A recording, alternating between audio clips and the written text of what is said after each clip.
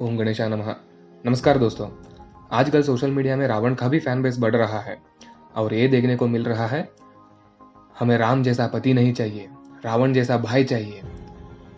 और लोग स्टेटस डाल रहे हैं सीता राम को मिली वो राम की शूरता थी, लेकिन वो पवित्र मिली वो रावण के भी मर्यादा था। क्या है ये जो राम सीता के लिए हजारों किलोमीटर चल के आया और उस समय में तीनों लोगों में डर पैदा करने वाला राक्षस रावण से युद्ध किया, सिर्फ अपने पत्नी के लिए इतना सब कुछ किया।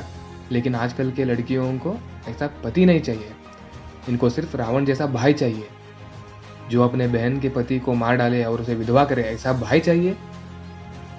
और सीता पवित्र मिली, वो रावण का मर्यादा नहीं था, उसको श्राप मिला था कि वो बिना मर्जी के किसी स्त्री पर हाथ नहीं डाल सकता था। सच जानने से पहले ऐसा क्रिटिसिज्म नहीं चलने वाला।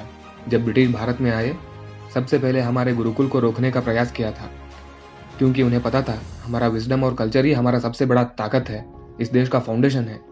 और वो दुनिया का सबसे उत्तम विजडम हमारे ग्रंथों में है, वेद पुराण भगवत गीता में है। और ब्रिटिश एजुकेशन सिस्टम से हम सब अपने ग्रंथों को भूल चुके थे। लेकिन अब सब कुछ बदल रहा है, क्योंकि अभी हमारे देश के युवा धर्म के और धर्म ग्रंथों के और धीरे धीरे चलने लगे हैं, धर्म के ज्ञान पाने के लिए उत्साहित है। रामायण महाभारत भगवत गीता में इंटरेस्ट दिखा रहे हैं। बस समय की कमी है, क्योंकि सभी अपने लाइफ में बिजी रहते हैं। इसलिए मैं मेरा चैनल में जितना हो सके उतना नॉलेज देने की प्रयास करूंगा, वो भी आसान भाषा में और कम समय में। शुरू करते हैं रामायण से। रामायण और महाभारत हमारा इतिहास है, हिस्ट्री है, वो माइथोलॉजी नहीं है। हिस्ट्री शब्द का अर्थ है वो घटना हुआ था, वो कोई काल्पनिक कथा नहीं है। ये प्रूव करने के लिए बहुत सारी चीज़ अभी भी इस दुनिया में है, लेकिन किसी को उसके ऊपर डिबेट करने की इच्छा नहीं है, क्योंकि अगर डिबेट किए तो सबके सामने प्रूव होगा कि रामायण और महाभारत माइथोलॉजी नहीं, हमारा हिस्ट्री है। थोड़े लोग कहते हैं कि राम या कृष्ण कोई माइथोलॉजिकल कैरेक्टर्स है, यानी इमेजिनरी, लेकिन ये माइथोलॉजिकल कैरेक्टर्स नहीं है, रियल कैरेक्टर्स है जो सालों पहले भूमि में थे, अवतार लिए थे। एक महान व्यक्ति ने बोला था, जिंदगी में जो कुछ भी है या जो कुछ भी हो सकता है वो सब महाभारत में है। अगर कोई चीज़ महाभारत में नहीं है तो समझो वो जिंदगी में भी नहीं हो सकता। इसका मतलब यह है हर कोई सिचुएशन मनुष्य उसका जीवन में एक्सपीरियंस कर सकता है, उसका बयान महाभारत में है, क्योंकि वो एक युग की कहानी है, पूरा द्वापर युग की कहानी।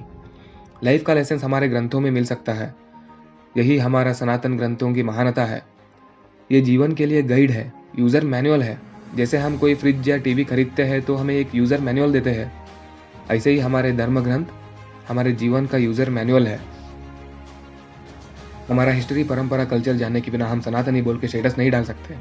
पहले हमारा संस्कृति को जानना जरूरी है, धर्म ग्रंथों का परिचय होना चाहिए। और हमारे धर्म ग्रंथों का परिचय देने के लिए मैं आया हूँ, और ग्रंथ में क्या लिखा है उसका सच जानने के लिए प्लीज़ सब्सक्राइब कीजिए बियॉन्ड विजडम। ये चैनल में हमारे जीवन के लिए ग्रंथों में जो विजडम है वो देने की मैं ट्राई करूँगा, आसान भाषा में।